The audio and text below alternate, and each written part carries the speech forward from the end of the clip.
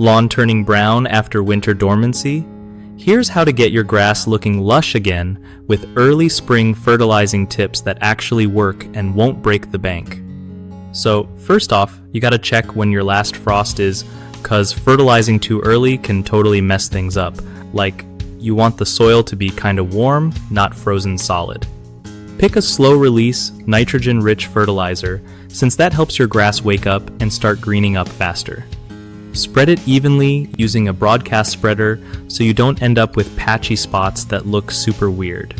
After you fertilize, water your lawn pretty deeply to help those nutrients soak down into the roots, but don't flood it, you know? If you see any leftover fall leaves or debris, clear that stuff away so sunlight and nutrients can actually reach the soil. Try not to mow super short right away. Keep it a bit longer to protect those new shoots from cold snaps. Also, don't go wild with fertilizer. Just follow the bag instructions, cause too much can actually burn your grass. And if you're dealing with different types of grass, double check what kind of fertilizer works best for your specific lawn so you're not wasting money or effort. One of the most common issues with early spring lawn fertilizing is spreading fertilizer too soon, which can lead to wasted product and patchy growth. Wait until the soil warms up a bit and your grass is actively growing before adding anything. Another big mistake is using the wrong kind of fertilizer for your grass type.